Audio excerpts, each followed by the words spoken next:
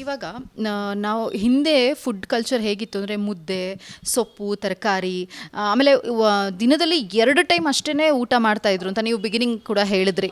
ಆದರೆ ಇವತ್ತಿನ ನಮ್ಮ ಲೈಫ್ ಸ್ಟೈಲ್ ಹೇಗಿದೆ ಅಂದರೆ 3 ಟೈಮು ಚೆನ್ನಾಗಿ ತಿಂತೀವಿ. ಸೊ ಅದು ತಿಂತಾನೇ ಇರ್ತೀರಿ. ಅದು ಮಂಚಿಂಗ್ ಅಂತಂದು ಅದು ಹೆಂಗೆ ನೀವು ನೋಡಿದ್ರಲ್ಲ ದರ್ಶಿನಿಗಳು ಇದನ್ನು ಎಲ್ಲ ಬೈಟುಗಳು ಎಲ್ಲ ಒಂದ್ಸರಿ ನಿಮ್ಮಂಥವರೇ ಟಿ ವಿನವರು ಬರಬೇಕಾದ್ರೆ ಎಲ್ಲಿ ಅಂತ ಕೇಳಿದ್ರು. ನಾನು ಆ ದೇವಸ್ಥಾನ ಈ ದೇವಸ್ಥಾನ ಎಲ್ಲ ದೇವಸ್ಥಾನ ಹೇಳಿದೆ.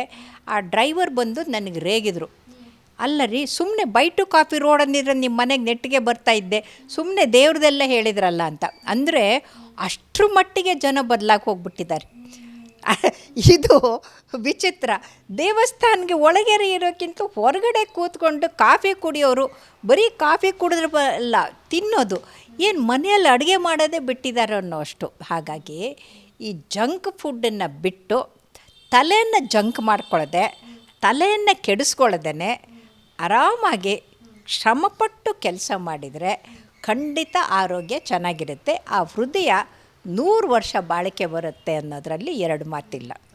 ಮೇಡಮ್, ಇವಾಗ ಈ ಥರ ಹೃದಯಾಘಾತ ಆಗೋದು, ಕಾರ್ಡಿಯಾಕ್ ಅರೆಸ್ಟ್ ಆಗೋದು, ಅದು ಸಿಂಪ್ಟಮ್ಸ್ ಏನಿರುತ್ತೆ ಅಂತ ತುಂಬ ಜನಕ್ಕೆ ಎಲ್ಲೋ ಒಂದು ಕಡೆ ಪೇಯ್ನ್ ಬರುತ್ತೆ, ನೆಗ್ಲೆಕ್ಟ್ ಮಾಡ್ತಾರೆ. ಅಯ್ಯೋ ಏನೋ ಬರ್ತಾ ಇದೆ ಬಿಡು ಅಂತ ಅಂದ್ಬಿಟ್ಟು ತಕ್ಷಣ ಹೋಗಿ ಹೃದಯ ತಜ್ಞರನ್ನು ಭೇಟಿ ಮಾಡಬೇಕಾ ಹೇಗೆ?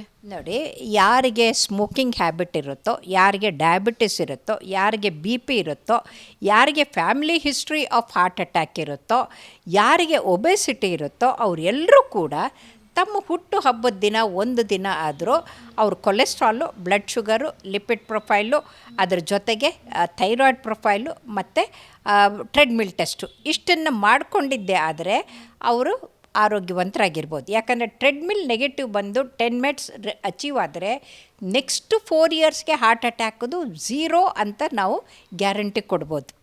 ಆದರೆ ನಡೆದಾಗ ಇದು ಮಾಡಿದಾಗ ಏದುಸಿರು ಬಂದರೆ, ಎದೆನೋವು ಬಂದರೆ, ಎಡಗಡೆಗೆ ಬಂದರೆ ಅದು ಎಡಕ್ಕೆದು ಮತ್ತು ಬ್ಯಾಕ್ನಲ್ಲಿ ಎಡಗೈಗೆ ಬಂದರೆ ಅದು ಮುನ್ಸೂಚನೆ ಹಾರ್ಟ್ ಅಟ್ಯಾಕದು. ಅದಕ್ಕೆ ಆಂಜೈನಾ ಪೆಕ್ಟೋರಿಸ್ ಅಂತೀವಿ.